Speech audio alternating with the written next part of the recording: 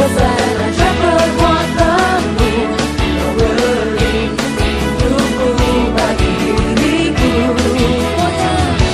Tiada yang sepertimu, kau berkuasa selamanya, ku puji kau selalu. Oh, betapa dalamnya, betapa lebarnya kasih setiamu. Oh, oh, oh, tiada bandingannya, tiada duanya, tiada seperti kau, Yesus Tuhanku.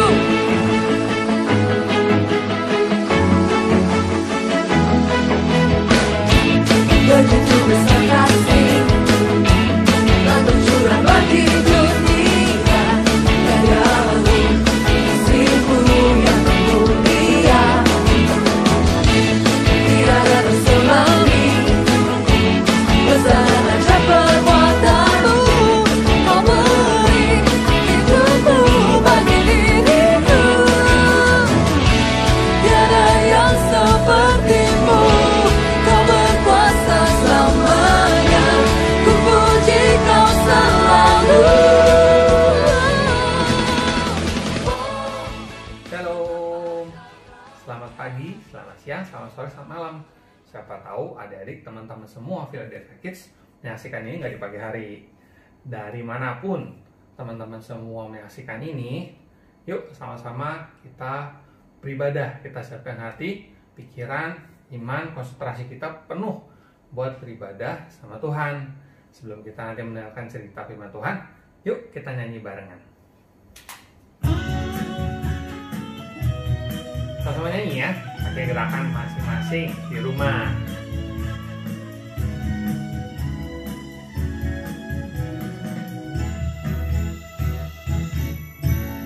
Yesus pokok dan kita caranya, tinggallah di dalamnya. Yesus pokok dan kitalah caranya, tinggallah di dalamnya. Yesus pokok dan kitalah caranya, tinggallah di dalamnya. Pastilah kau akan berbuah.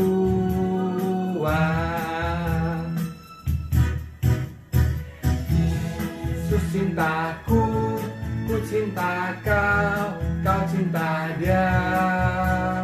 Yesus cintaku, ku cinta kau, kau cinta dia.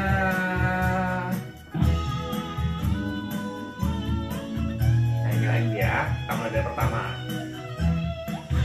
Yesus pokok dan kitalah caranya, tinggal di dalamnya. Yesus pokok dan kitalah caranya, tinggallah di dalamnya. Yesus pokok dan kitalah caranya, tinggallah di dalamnya. Pastilah kau akan berbuah. Pastilah kau akan berbuah. Puji Tuhan. Nah, sebelum ke pujian yang kedua, kita kan lagi memerangi wabah COVID-19, Corona. Jadi kita harus selalu hati-hati, dengar selalu pemberitahuan dan nasihat dari orang tua. Mungkin lihat berita di TV dari pemerintah juga sudah melarang kita untuk ini untuk itu.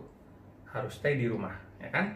Nah, jangan lupa kita harus selalu jaga kesehatan, jaga kebersihan, cuci tangan. Ingat selalu cuci tangan sebelum pegang mata, pegang hidung ataupun pegang mulut. Misalnya habis nulis, habis pegang uang, habis naik sepeda. Jadi ingat selalu cuci tangan. Tuhan juga bilang hati-hati kalau kita pakai tangan, hati-hati kita pakai kaki, hati-hati juga kalau kita pakai mulut. Yuk sama-sama kita ingat perintah Tuhan di lagu ini.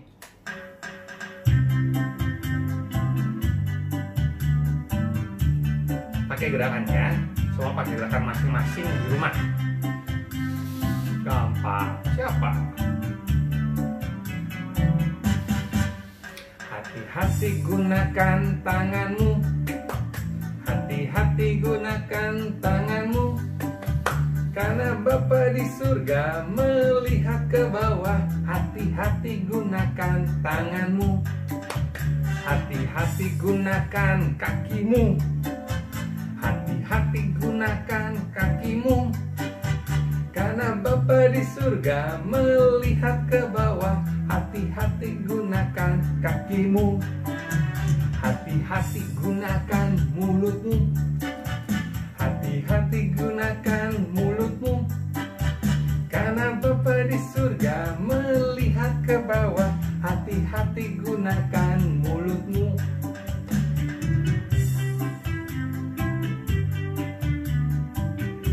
Yo, nyanyi lagi ya, sama gerakannya.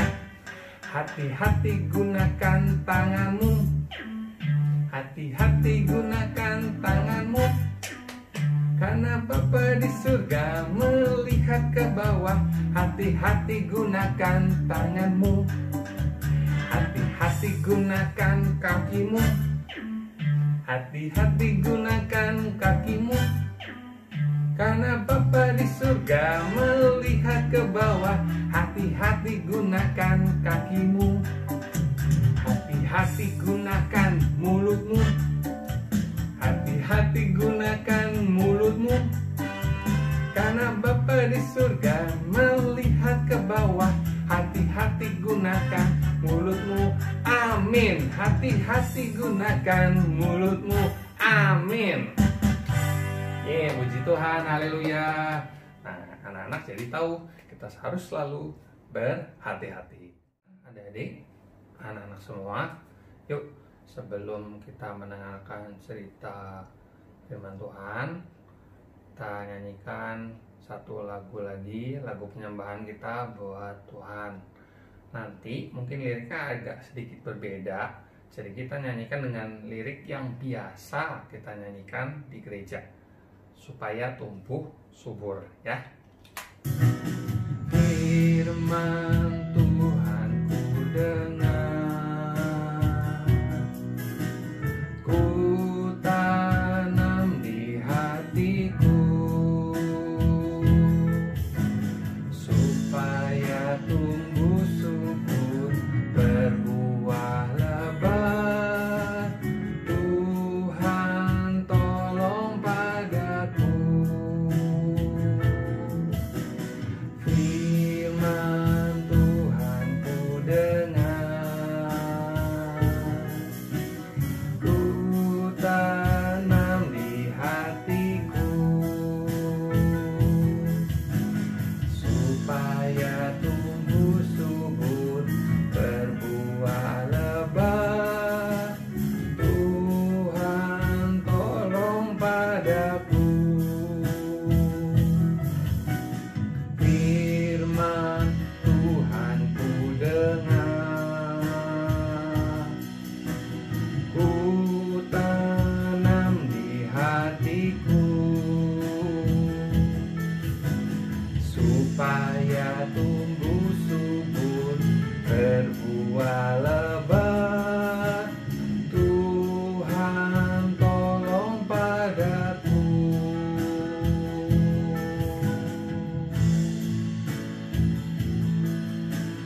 Berbuah lebat, Tuhan tolong padaku.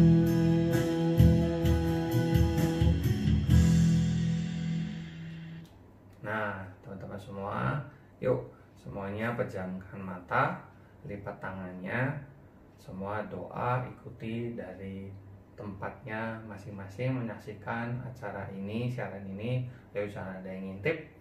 Mungkin papa mamanya, pendampingnya boleh dibantu, didampingi, biar kita semua sama-sama doa.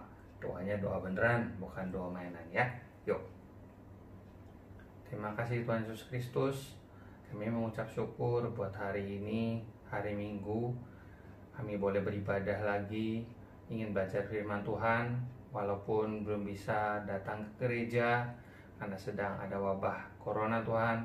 Tapi kami mau belajar setia dan percaya kalau Tuhan punya rencana yang indah, dan pada waktunya nanti wabah ini juga akan berlalu daripada seluruh bangsa di dunia, termasuk negara ini, negara Indonesia, khususnya kota kami. Tuhan, kami mau belajar firman Tuhan, fokuskan pikiran kami, hati kami, penuhkan konsentrasi kami supaya kami bisa mendengar firman Tuhan dan tidak bermain-main. Terima kasih Tuhan, kami siap mendengar cerita dan firman Tuhan. Haleluya, amin. Ya, sekarang adik-adik, teman-teman, anak-anak Philadelphia Kids dimanapun berada, khususnya di rumah pasti ya, sudah siap ya, kita mau sama-sama dengar dan belajar firman Tuhan. Mungkin teman-teman udah ada yang hafal atau pernah dengar cerita ini. Ada ya di gambarnya tuh, mungkin udah bisa ketebak nih cerita tentang apa. Ya, kali ini walaupun mungkin sudah pernah dengar, yuk kita sama-sama belajar lagi. Kita mau belajar kalau penyertaan Tuhan itu tidak pernah ada habisnya. Dalam hal ini adalah penyertaan Tuhan pada Nabi Elia. Waktu itu kan ceritanya lagi zaman raja-raja. Jadi Israel itu rajanya banyak dan ganti-ganti terus. Makanya di kitabnya aja ada kitab 1 raja-raja, ada 2 raja-raja. Kalau misalnya teman-teman baca di Alkitab itu selalu rajanya ganti-ganti terus, ada banyak. Nah, cerita kali ini judulnya adalah Elia dan janda di Sarfat. Ayat untuk bahan ceritanya cukup panjang. Nanti saya nggak akan bacakan semuanya. Saya bacakan yang utamanya saja. Nanti teman-teman bisa sambil baca di rumah, baca di Alkitabnya ya. Baca secara lengkap. Ada di kitab 1 Raja-Raja pasal yang ke-17 ayatnya 7 sampai ayat 24. Nanti akan tampil di depan sini. Kita baca ya. Saya akan bacakan ayat 7 sampai ke ayat 9-nya aja. Elia dan janda di Sarfat. Tetapi sesudah beberapa waktu, sungai itu menjadi kering, sebab hujan tiada turun di negeri itu. Maka datanglah firman Tuhan kepada Elia, "Bersiaplah, pergi ke Sarfat yang termasuk wilayah Sidon, dan diamlah di sana. Ketahuilah, aku telah memerintahkan seorang janda untuk memberi engkau makan." Nah, itu ayat depannya aja. Lengkapnya sampai ayat 24. Ceritanya cukup panjang. Kalau dibacain semua nanti nggak selesai. Tapi nanti saya ceritakan lewat gambar-gambar di samping. Sambil kita cerita, nanti lihat di gambar juga. Jadi waktu itu zaman pemerintahan raja namanya Raja Ahab. Nah, dia punya istri Ratu Isabel ya. Tuh ada tulisannya. Raja sama ratu ini jahat dan tidak taat sama Tuhan. Padahal sudah diajarin kan kalau namanya harus taat sama Tuhan, tidak menyembah berhala. Tapi saat zaman dia memerintah, selalu nyembahnya patung, berhala. Jadi nyembah dewa-dewa lain. Sampai Elia datang tuh. Elia bilang, "Raja, kamu harus stop berhalanya. Kalau nggak stop, nanti semua negara ini akan jadi kekeringan, kemarau, semuanya susah, nggak ada air, kelaparan, nggak bisa menghasilkan apa-apa tuh, kayak di gambarnya ya." Kalau Elia bilang begitu, sang raja nggak mau tahu, dia tetap aja. Akhirnya Tuhan menunjukkan tuh apa yang Elia sudah bilang, karena Elia kan diberikan kuasa. Waktu Elia datang menghadap ke Raja Ahab, dia pun sebenarnya bingung. Waduh, saya ngadep ke raja. Kalau saya dihukum mati gimana ya? Bawa berita yang gak enak gitu kan. Tapi Elia percaya bahwa Tuhan selalu menyertai. Jadi dia dalam hatinya mikir, saya pegang kuasa Tuhan, kenapa mesti takut? Maju gitu kan. Akhirnya dibuktiin tuh. Wah, lihat tuh. Tadi kan udah kelihatan nih. Saya balikin ya. Tuh, ada kekeringan, sungainya nggak ngalir. Nah, otomatis yang kena imbasnya bukan cuma negara itu dan bukan raja atau rakyatnya aja. Elianya juga sama. Elia nggak bisa makan juga dong. kan sama-sama kekeringan. Elia ada di situ, ikut ngerasain kekeringan, susah minum, susah makan. Tapi Tuhan sesuai janjinya memelihara Elia. Gimana? Lewat burung. Tuhan waktu itu kan nyuruh burung-burung gagak nyamperin Elia yang lagi tinggal di pinggir sungai. Nama sungainya Sungai Kerit. Di situ Elia ya makanya sederhana, apa aja lah yang dibawakan oleh si burung gagak itu. Tapi intinya adalah Tuhan tetap memelihara, menyertai Elia. Tuh udah 2 kali nyertain. Sekali waktu ngadep rajanya nggak dia apa-apain. Akhirnya malah rajanya yang pusing. Beneran kejadian kan. Kedua kali Elia nggak ikutan kelaparan, tapi dipelihara sama Tuhan lewat makanan yang dibawain sama burung gagak. Memang sih bawanya paling buah, sayur-sayuran, nggak apa-apa, tapi Elia masih bisa makan. Nah terus Elia kan pindah tempat tuh lihat tuh air sungai udah kering, semua udah nggak bisa apa-apa, dan Elia tinggal di gua. Nah waktu Elia sudah semakin kesulitan, Tuhan berfirman seperti tadi ya di ayat yang tadi 7 sampai 9 yang dibacain. Pergilah kamu ke Sarfat, temui seorang janda, nanti dia akan menyediakan semua kebutuhanmu. Nah kalau saya jadi Elia, saya kan mikir juga, loh saya kesuruh ke Sarfat Tuhan, saya nggak tahu Sarfat itu di mana, terus jandanya siapa, nanti kalau saya nggak bisa makan mati di sana gimana? Lagian bangsa itu kan nggak percaya sama Tuhan karena ajaran dari rajanya waktu itu ya. Tapi apa yang dilakukan Elia? Maju jalan, tetap dia datang tuh. Akhirnya dia lanjut ke Sarfat, ketemu sama janda yang dimaksud. Jadi seorang ibu-ibu janda, dia punya anak 1. Nah datang di rumahnya si janda Sarfat ini, semua seolah seperti sudah diatur sama Tuhan. Sudah diatur, jandanya juga tahu kedatangan tamu. Elia minta, saya lapar, boleh dong saya minta roti sama air. Nah kan minta roti, minta air. Jadi jandanya tuh waktu diminta begitu, dia bingung. Karena apa? Dia kan miskin. Dan negara itu kan sedang kena yang tadi Elia bilang. Karena Elia kan udah ngomong, negara ini akan kekeringan, kelaparan. Janda Sarfat ini bilang, saya nggak punya apa-apa, saya cuma punya sedikit tepung, sedikit air.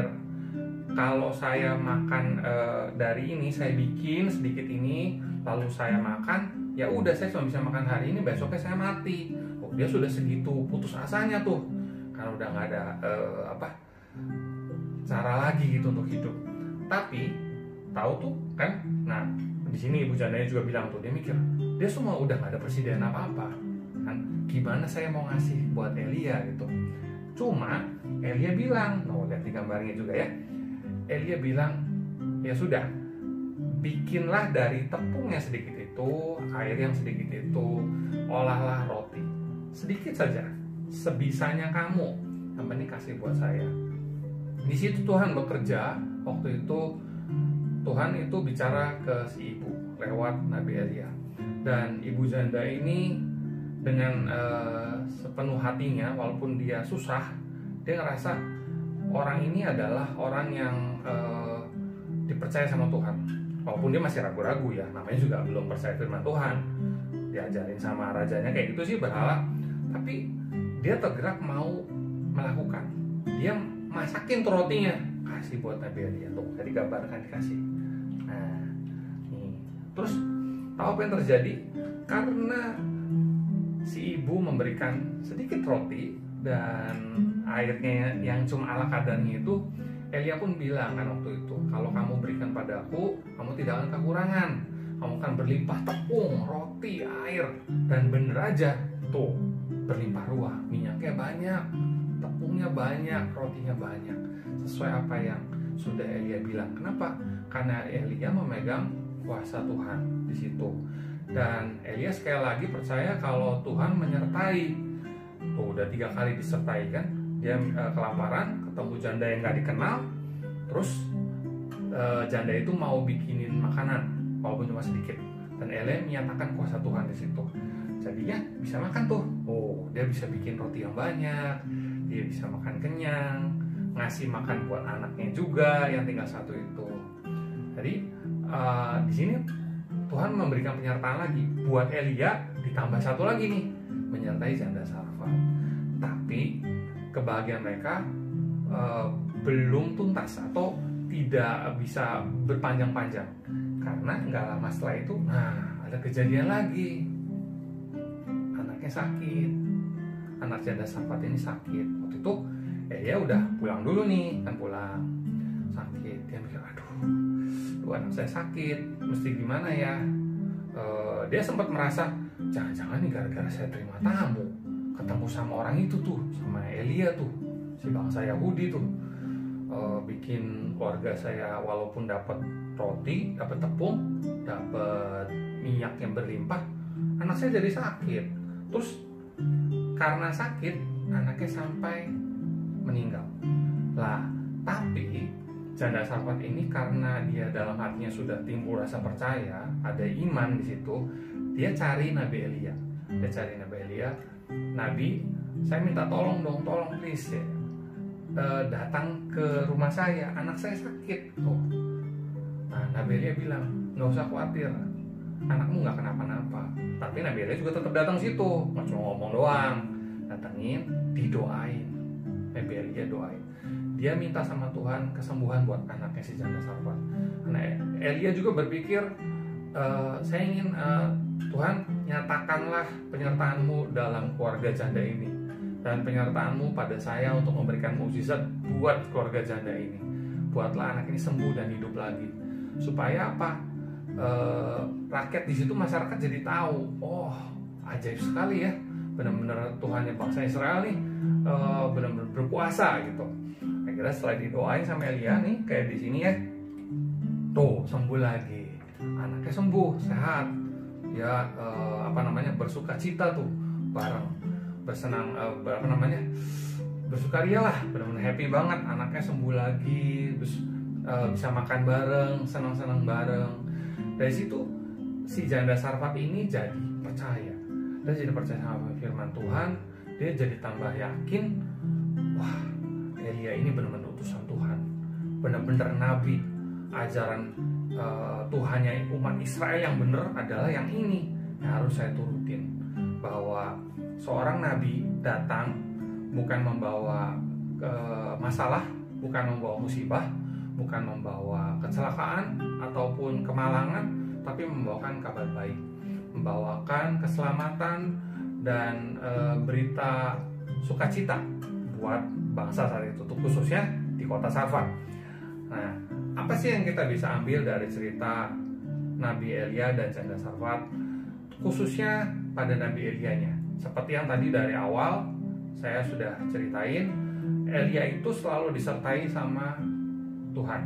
Dari pertama disuruh ketemu Raja Ahab, terus apalagi tuh, dia kelaparan, dijagain juga, dikasih makan sama burung. Udah gitu, dia masih kelaparan juga, disuruh ke sana, ke kota Sarfat, ketemu janda, padahal nggak jelas juga nanti kalau ketemu gimana gitu.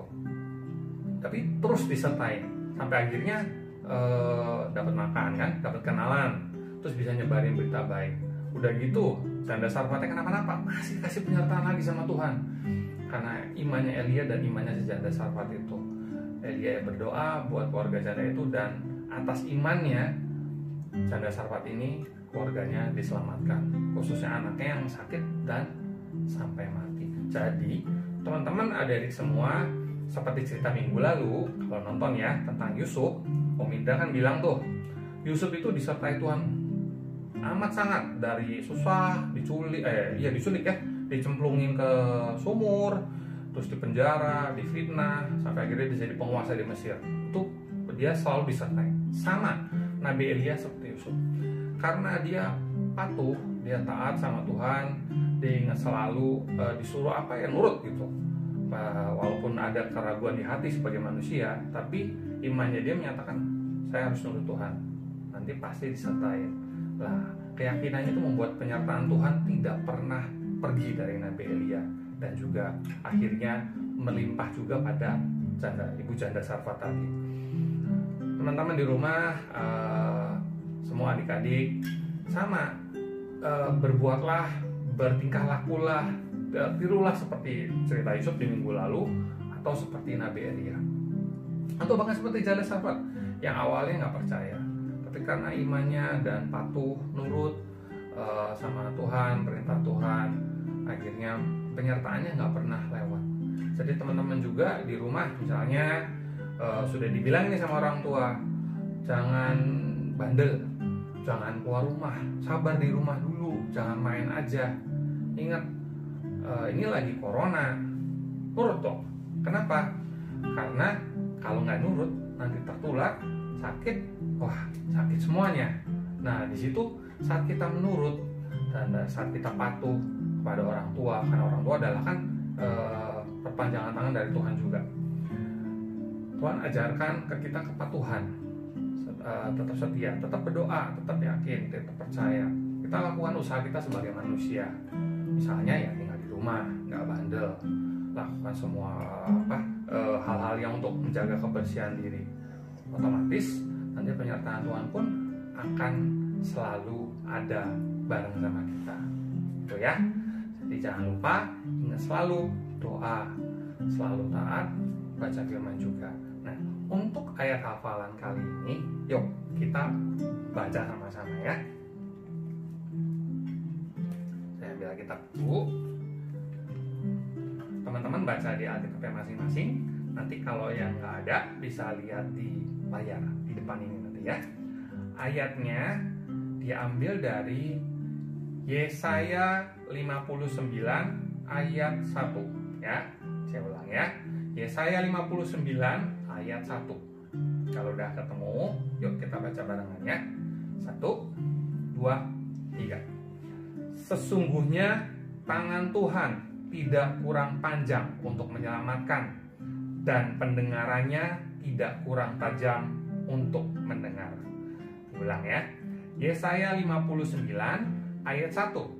Sesungguhnya tangan Tuhan tidak kurang panjang untuk menyelamatkan, dan pendengarannya tidak kurang tajam untuk mendengar. Amin. Tuh, Tuhan sendiri bilang tangannya tidak kurang panjang dan pendengarannya tidak kurang untuk mendengarkan juga. Jadi kapanpun kita selalu setia, otomatis saat kita butuh pertolongan Tuhan, Tuhan juga pasti siap dan hadir buat kita.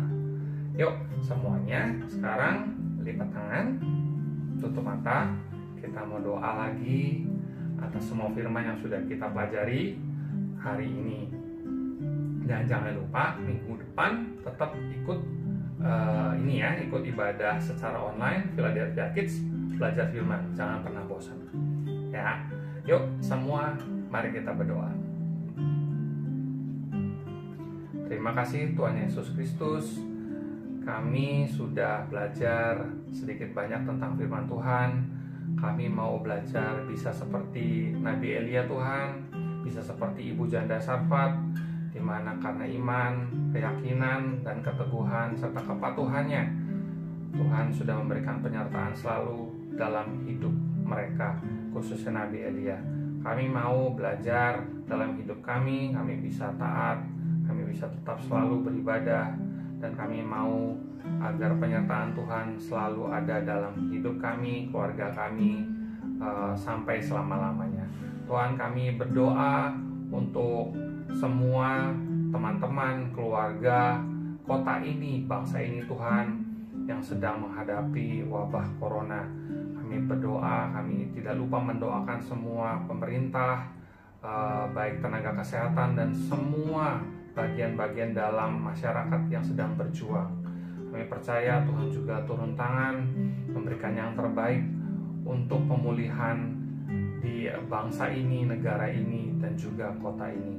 Tuhan, kami ucap syukur dan kami ingin nanti minggu depan bisa belajar lagi, ikut beribadah secara online di Philadelphia Kids setiap hari minggunya. Terima kasih Tuhan Yesus, kami telah berdoa dan mengucap syukur. Yuk semuanya sama-sama katakan amin. Sampai ketemu minggu depan. Ini sama om tante yang lain ya. Jangan lupa baca Alkitab, cuci tangan, jaga kesehatan, nurut sama orang tua. Kalau dadah, jalan-jalan Jakids.